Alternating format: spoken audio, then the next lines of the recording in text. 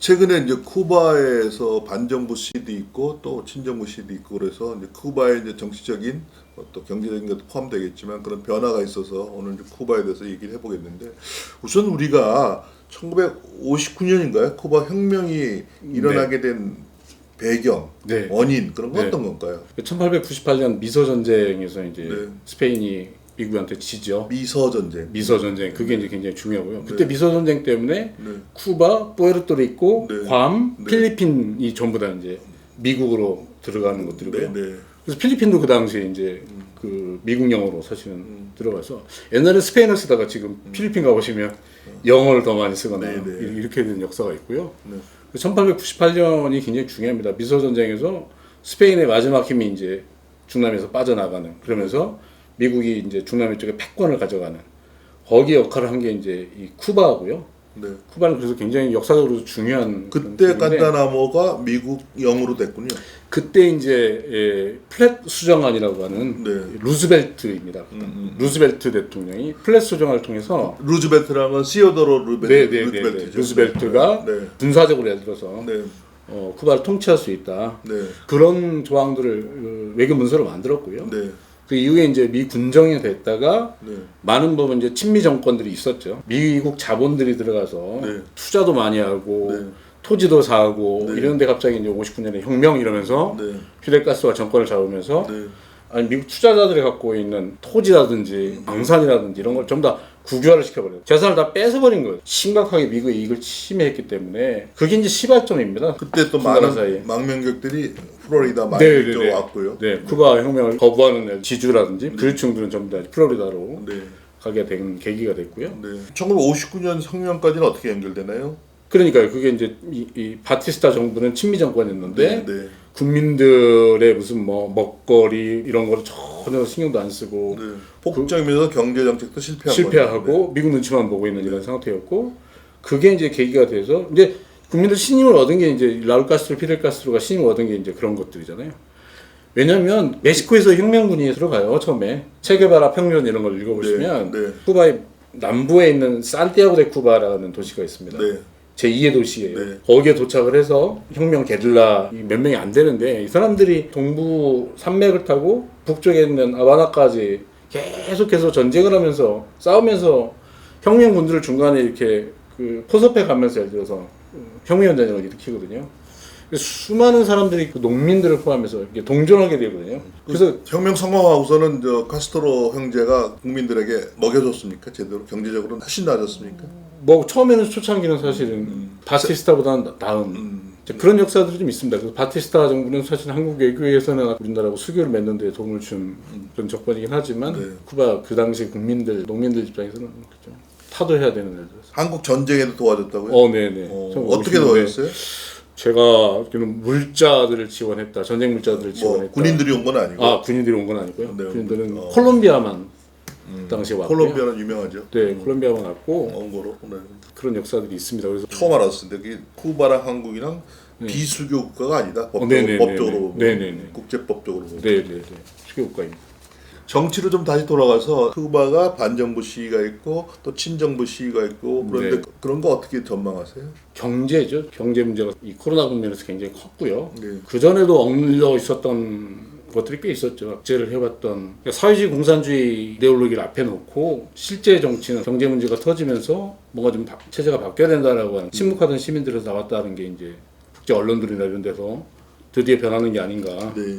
이렇게 보고 있는. 그래서 뭔가 좀 새롭다 쿠바에. 친정부 시위는 사실 이제 동원이죠. 요즘 말로 하면 관변 단체가 네, 관변 단체들 동원해서 한 4만 명 정도 지금 특히 가장 못 사는 동부 쪽이라든지 네. 남부 쪽 예를 들어서 이런 쪽에서 얼마나 많은 사람들이 참여했는지에 대한 데이터는 공개를 안 하고 있는 거죠. 네. 쿠바가 이제 사회주의냐 공산주의냐. 그럴 때 공산주의이기 위해서는 배급을 해야 되는데 배급은 안 해주죠. 근데 이제 아까 말씀드린 거의 모든 기업이 국영기업체죠. 거의는 아니고요. 네. 요새 뭐 2008년부터 이제 시장 라울 가스가 시장 개방하면서 네. 자영업들에 대한 거는 좀 허용을 해줬고요. 네. 이제 칠레가 바뀌면서 통화 개혁도 했지만, 네. 그러니까 많은 부분 지금 경제 개혁으로 가기 위해서 몇몇 부분만 빼놓고는 해외 투자를 다 허용하겠다라고 이제 네. 과도기 왔습니다 지금 현재. 네. 문제는 시장에서의 예를 들어서 인플레이션에 영향을 주는 이런 물자들, 식량들, 먹거리를 포함해서 굉장히 많은 부분이 이제 부족하다 보니까 네. 기본적으로 코로나 때문에 이제 국경이 폐쇄되거나 이런 것들 때문에 네. 더 어려워지는 이런 상황에서 들고 일어나는 것 같습니다 결국. 국영 기업이 반 이상은 아니더라도 중요한 기업이나 그런 것은 다 이제 국가가 갖고 있는 것이죠. 네. 국방 쪽이 그렇고요. 네.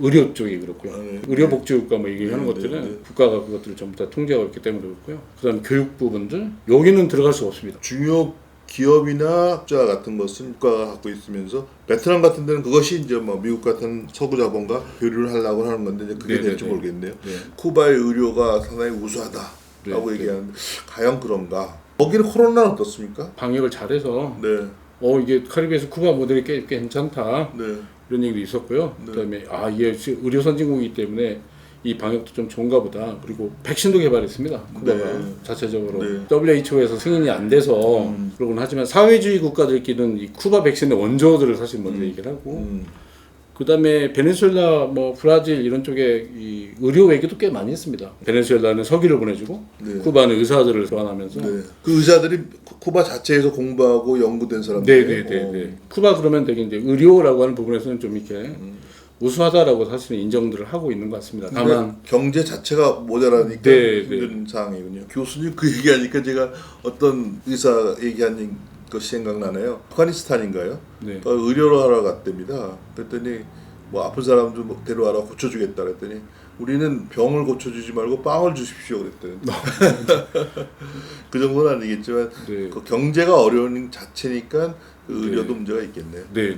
카스트로가 혁명에서 성공할 수 있어서 가장 중요한 것들은 기존의 이제 자본주의에 대한 반대 이런 게 아니고요. 그러니까 친미 정권이 돈도 벌었을 텐데 네. 경제는 실패했네요. 그 과정에서 이제 굉장히 많이 도덕적으로 문란한 네. 그다음에 부정부패의 문제와 쿠바 혁명을 성공시킨 예를 들어서 그래서 도덕적 사회주의 예를 들어서 뭐 이런 것들을 되게 이제 국가 이념으로 삼으면서 그 전에 친미 정권들이 했던 부정부패와는 다른 방향으로 해서 가겠다라고 하는 것들을 국민들에게 메시지를 줬고요. 피델 카스트로 가문이 독재는 했을지언정 되게 부패하진 않았다. 예를 들어서 늘 텔레비전 앞에 군복을 입고 나타나서 내부에서는 부패가 됐는지 모르겠지만 60년 동안 현재 59년 혁명 이후에 지금까지 이 사회주의 정권이 생존하게 된 것들은 기본적으로 이런 과정에서 그 쿠바의 좀 독특한 국민성이랄까 그런 건 어떤 것이 있을까요? 굉장히 낙천적이고요. 네. 그다음에 아시다시피 쿠바의 인구 구성들을 되게 보면 백인이 소수입니다. 대부분 네. 이제 그 사탕수수 플랜테이션 때문에 네. 흑인 노예들이 굉장히 많이 그 이주를 해봤고요. 또 섞인 사람도 많을 거예요. 예. 네. 그런 사람 뭐 물라토라든지 네. 뭐 원주민은 거의 없는 상태이고요. 그래서 농촌지에 가면 되게 이제 흑인 공동체들이 굉장히 많이 있습니다. 네. 근데 여기 재밌는 거는 사회주의가 주장하는 게 되게 평등 이렇거든요. 네. 부에서의 평등이라든지 공동생산, 공동분배 예를 들어서 이게 이제 우리가 얘기하는 사회주의인데 인종차별은 심하고요. 아. 백인과 흑인 사이에 예를 들어 지금 현재 정권을 잡고 있는 많은 사람들 보면 권력에 행진 있는 사람 다 백인이고요. 쿠바 하바나의 이 경찰도 이제 하위직의 공무원이긴 한데 네. 흑인에게 경찰직을 허용한 게 몇 년 안 됩니다. 네. 평등한 사회주의 정권이 네, 아니, 2년만 역설적이네요. 현실적으로는 네. 저 그렇고요. 그렇지 않네요. 도시와 농촌 간의 갈등 너무 심합니다. 요소이 팔레스티노라는 말이 있어요. 네. 저쪽에 이제 동부 쪽에 농촌에 가보면 그게 무슨 말이에요? 나는 팔레스타인 사람이다. 쿠바에. 네. 이런 식의 상징성 있는 레토릭 있는 예를 들어서 이런 용어들을 쓰고요. 그래서 도시와 농촌 사이에 이 경제적 부라든지 이런 데가 갭이 크고요. 네. 도농 간의 예를 들어서 갭이 크고요. 남성 우월주의 사회가 아니고 여성들은 되게 정책 참여라든지 경제적 참여 이런 데서 굉장히 많이 그죠. 북한도 비슷하죠. 네. 그거 국민성하고 연결될 수가 있나요?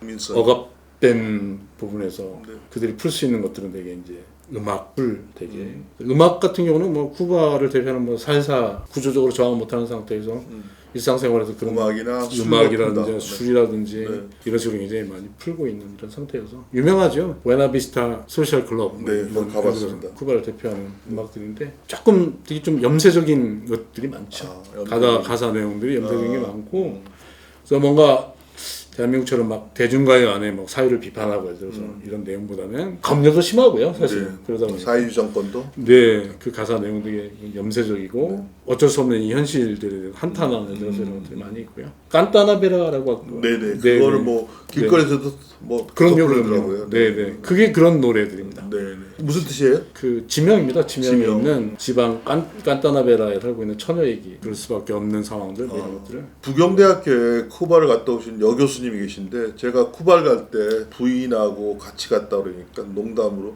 아 거기는 뭐 혼자 가도 얼마든지 이성 파트너를 구할 수 있습니다. 뭐 그렇게 얘기하더라고요. 나쁜 의미가 아니고 친구를 쉽게 사귈 수 있는 네, 그런 네, 것이 네. 있다 남녀 관계에 있어서 네네 굉장히 이게 맞습니까? 맞습니다. 국민성들은 제가 봤을 때는 음악을 좋아하고요. 낙천적이고 말레콘이라고 유명한 쿠바를 상징하는 해변이. 쿠바의 네 해변가 젊은 청춘들이 네. 그래서 사랑을 나누고 쿠바 예술가가 네. 그 말레콘 해변에서 음악을 연주하고 그런 지금 조금 전에 교수님 말씀하신 음악에서 내용이 상당히 염세적이다 그런 네, 말씀인데 네. 그것이 이제 교수님이 쿠바만 공부하신 게 아니고 또 다른 중남미 국가도 공부하셨는데 그 다른 나라들하고 다른 점입니까? 뭐 일반적인 그래서 것은. 아르헨티나 탱고 네. 대표적인 그러니까 노동자들이 먼저 현실의 어려움들을 승화시키려고 하는 예를 들어서 이런 예술들이 이제 발전을 하다 보니까 네. 굉장히 그런 게 이제 서민적이고 귀족이라든지 예를 들어서 탑 클래스들이 즐기는 문화들은 아닌 서민 문화들이기 때문에 아프리카의 어떤 유연한 예를 들어서 이런 춤 동작이라든지 네. 그들이 처하는 현실에 대한 예를 들어서 이런 가사들, 춤, 음악 쳐지면서 뭐 독특한 쿠바의 쿠바 살사라든지 메링게 뭐 이런 걸로 좀 등장을 하고 있는 것 같습니다. 낙천적입니다. 훅 빠지죠. 한 번씩 가고 보면. 아까 산업을 좀 얘기했는데 그럼 농업은 뭐 생산해갖고 먹고 사랍니까? 비옥한 땅들을 많이 갖고 있습니다. 충분히 농업 관련된 투자라고 해야 되나요? 농기계라든지 씨앗이라든지 네. 농약을 포함해서 네. 농사를 지키기 위한 이런 조건들만 사실 되면 식량 작업자적 할 수 있는데 그럼 밀을 생산하나요? 아닙니다. 사탕수수 많이 심고요.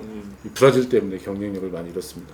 브라질이 워낙 사탕수수를 많이 심다 보니까 밀은 되게 이제 유럽에서 수입을 합니다. 전부 다 이제 식량들은 미국 남부에서 다 수입을 해서 먹고 사는. 1898년에 네, 미서 전쟁, 미국과 스페인 전쟁에서 스페인령에서 미국령으로 바뀌었죠. 네. 그러면서 이제 쿠바가 미국령으로 되었는데 그 후에 1959년에 카스트로가 혁명을 일으켜서 성공한 네, 것이죠. 그런 네, 과정을 네. 우리가 쭉 설명을 드렸습니다. 마지막으로 뭐 말씀해 주실 거 하고 끝내죠. 이제 미국의 뭐 지금 트럼프 그다음에 바이든 바이든, 정부가 네. 계속해서 경제 제재라고 하는 것들을 민주화법이라는 제도가 있습니다. 네, 이 헬름스 버튼이라고 하는 네. 미국 상원 의원에 네, 일단 쿠바의 민주화법이라고 하는 것들을 쿠바 민주화법이 네네네 민주화법 그러니까 인권의 문제 이런 것들을 네. 다루고 있죠. 네네. 여전히 쿠바는 이런 인권의 문제 시민들에게 자유권을 주지 않고 있고 테러국으로 사실 또 다시 지정도 한 것 같습니다. 계속해서 경제 제재들을 강화해 오고 있지만 한편으로는 쿠바 내부에서 점차적으로 이렇게 저항도 있었고요. 네. 친정부든 반정부든 간에 이런 또 시민 사회가 눈을 뜨기 시작을 하는 것 같습니다.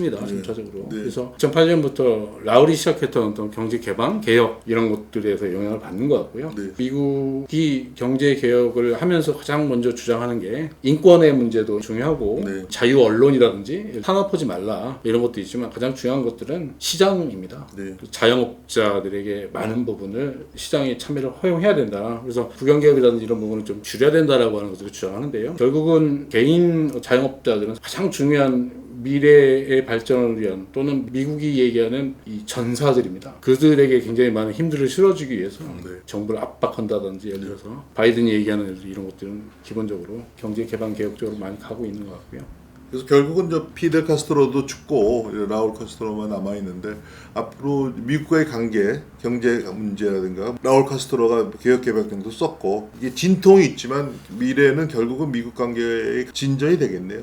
네네, 좀 긍정적으로 보고 있고요. 지금 이런 어떤 그 시민사회들의 움직임 또는 네. 반정부, 뭐 친정부 네, 이런 네. 시위들이라고 하는 것들이 네, 이런 과정으로 가면 하나의 진통이라고 보여지고요. 네, 그래서 제도적으로 많이 바뀌었습니다. 바뀌고 있는 상태들이고요. 네, 막 모두에 말씀하셨던 이중환율제도 없어졌고 네, 이중환율제 없앤 거는 해외 투자를 많이 받겠다라고 하는 시그널이거든요. 투명성을 준다. 네, 투명성을 주고 이런 변화들을 보게 되면 뭔가 좀 모르겠습니다. 미래 여전히 국가가 좀 사회주의 국가가 사실은 다 갖고 있을지 아니면 점차적으로 시장 자본주의라고 하는 것들, 또 시장 체제라고 하는 것들이 마치 베트남이라든지 네. 중국이라든지 네. 이쪽으로 갈지. 네. 근데 점차적으로 그런 쪽으로 가고 있는 것 같습니다. 네. 하여튼 교수님 오늘 장시간 감사합니다. 네. 고맙습니다. 고맙습니다.